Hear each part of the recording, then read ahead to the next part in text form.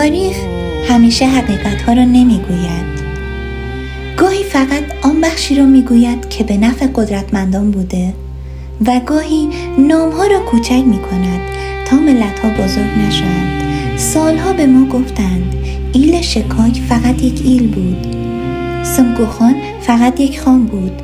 اما اگر این فقط یک ایل بود، چرا نامش قرنها در سیاست و جنگ کردستان تکرار می شود؟ و اگر سمکو خان فقط یک خان بود، چرا دولت‌ها از نام او می ترسند؟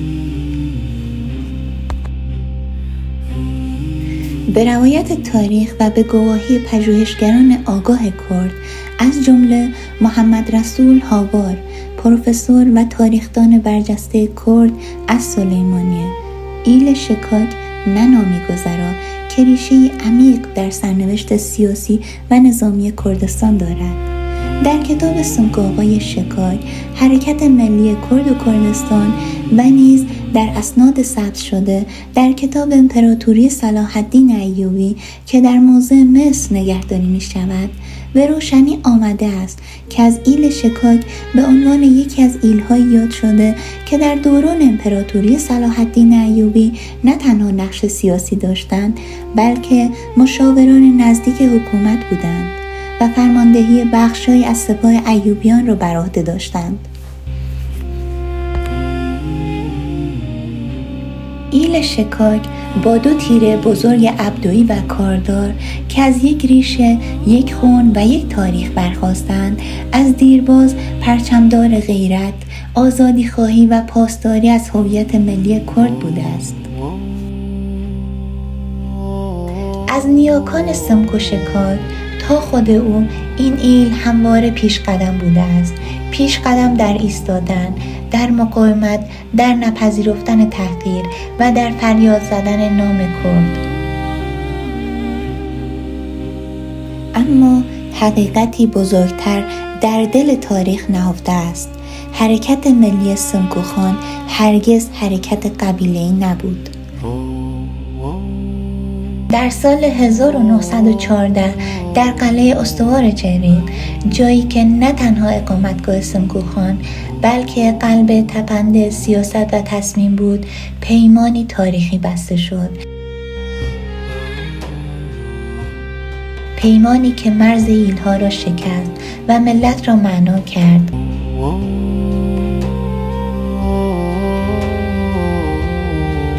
سران ایلات کرد از همه نقاط کردستان گرد هم آمدند.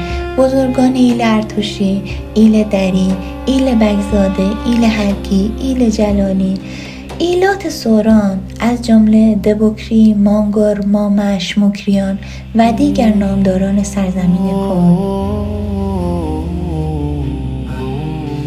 آنان سوگند خوردند که یکپاره باشند، که اختلافات آقایی و اربابی را برای همیشه کنار بگذارند، نه برای منفعت شخصی، نه برای قدرت، نه برای ثروت، بلکه فقط برای کرد و برای کردستان.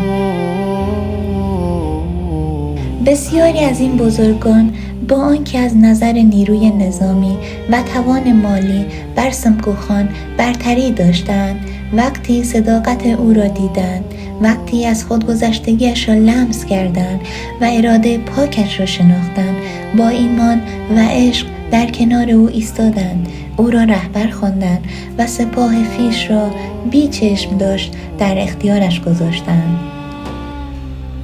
و چنین بود که حکومت کردی برای 4 سال برپا ایستاد. حکومتی که ستونهایش نه با زر که با خون و وفاداری و ایمان بنا شده بود. یاران سمکو خان برای جاه و مقام نجنگیدند. آنان تا واپسین نفس وفادار ماندند و بسیاریشان در کنار رهبرشان به شهادت رسیدند، چو خورشید آقا هرکی، کریم خان برادوستی از نوادگان میر لبزیرین و شماری از بزرگان ارتوشی که نامشان در حافظه مقاومت کردستان جاودانه است. ایل شکاک فرزندان شجاعی چو سمکو خان پروران، اما تلخی تاریخ آنجاست که خیانت از سوی برخی سران همین ایل بر او تحمیل شد و وفاداری تا پای جان از سوی ایلات دیگر به او ارزانی گشت. به نوشته روزنامه نیویورک تایمز آمریکا، سمکو خان با نیروی نزدیک به 85,000 رزمنده دولت کردی را بنا نهاد و در اندیشه گسترش آن به سوی لرستان و شهرهای شمالی بود. و اینجا باید با صدای رسا گفت سمکو خان تنها نبود. اگر او 25 سال ایستادگی کرد، اگر دولت کردی شکل گرفت، این حاصل اتحاد همه کردها بود و این هنر سمکو خان بود که دلها را یک دل نگه داشت، که ایلها را به ملت بدل کرد و نام خود را نه فقط در تاریخ یک ایل بلکه در تاریخ مبارزه ملت کرد برای همیشه ثبت کند.